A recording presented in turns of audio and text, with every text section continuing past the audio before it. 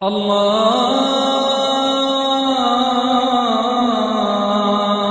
আকবার, আল্লাহু আকবার, আল্লাহু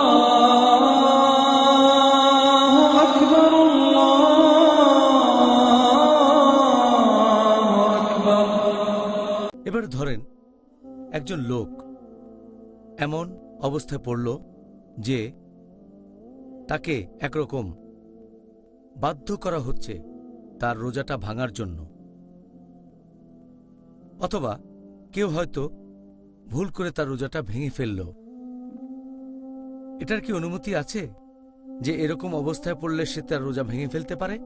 এরকম নিয়ম আছে কিনা যে কেউ তার রোজা ভাঙবে, অনুমতি আছে কিনা? কেউ যদি না জেনে বা ভুল করে রোজা ভেঙে ফেলে, আল্লাহ পবিত্র কোরআনে বলেছেন সূরা নাহাল অধ্যায় নম্বর 16 আয়াত নম্বর 106 যে কেউ ঈমান আনার পরে যদি সে আল্লাহকে অস্বীকার করে, যদি না তাকে বাধ্য করা হয়, তার মানে জোর করা হলে শিরকও করতে পারেন।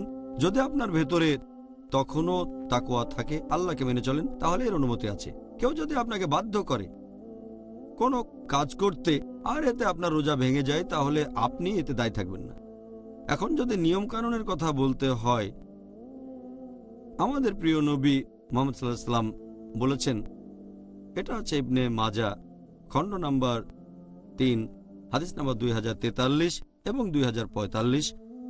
নবী বলেছেন যে আল্লাহ সুবহানাহু ওয়া তাআলা আমার উম্মতকে ক্ষমা করে দেবেন যদি তারা ভুল করে অথবা ভুলে যায় বা যেটা তার উপর চাপিয়ে দেওয়া হয়।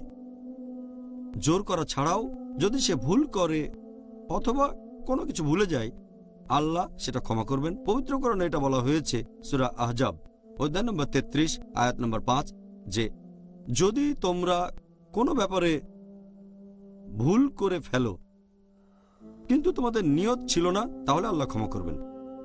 এছাড়াও আল্লাহ বলেছেন সূরা বাকারা অধ্যায় নম্বর 2 আয়াত নম্বর 286, তোমরা আল্লাহর কাছে প্রার্থনা করো, হে প্রতিপালক, যদি আমরা বিস্মৃত হই অথবা ভুল করি আমাদের পাকড়াও করো না। তাহলে যে কাজগুলোর কারণে রোজা ভেঙে যায়, যেমন খাওয়া দাওয়া, পান করা, সহবাস ইত্যাদি, এই কাজগুলো, এক্ষেত্রে 4টা বিষয়ের দিকে লক্ষ্য রাখতে হবে।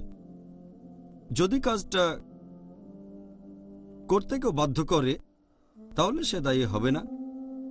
যদি কেউ আপনাকে জোর করে সেজন্য আপনি দায়ী হবেন না, আল্লাহ আপনাকে ক্ষমা করবেন।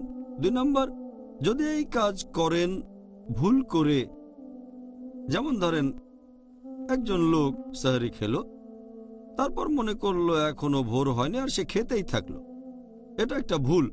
যখন সে বুঝলো খাওয়া বন্ধ করলো, এটা সে ভুল করেছে, আল্লাহ ক্ষমা করে দেবেন।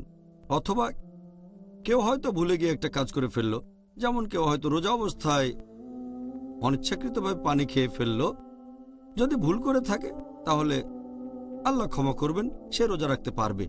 4র্থ পয়েন্টটা হচ্ছে যদি কেউ না জেনে কোনো কাজ করে, এটা সম্পর্কে জানতোই না, যেমন ধরেন একটা লোক হয়তো জানে না যে ইচ্ছাকৃতভাবে ইচ্ছে করে বমি করলে রোজাটা ভেঙে যায়, আর তারপর সে হয়তো মুখের ভেতরে আঙ্গুল দিয়ে ইচ্ছে করে বমিটা করে ফেললো, তাহলে সেই কাজটা করলো একেবারে না জেনে। এমন হলে ইনশাল্লাহ আল্লাহ ক্ষমা করবেন। এই 4টা ক্যাটাগরি, কারণ আল্লাহ আমাদের উপর অতিরিক্ত বোঝা চাপাতে চান না। আর নবী বলেছেন যদি তোমরা ভুলে যাও অথবা ভুল করো অথবা যদি তোমাদের বাধ্য করা হয়, এমন হলে ইনশাল্লাহ আল্লাহ ক্ষমা করবেন। এটা আল্লাহ সুবহানাহু ওয়া তাআলার দয়া।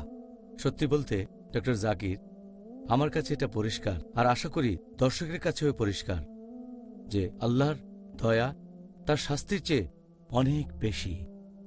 আল্লাহু আকবার, সুবহানাল্লাহ।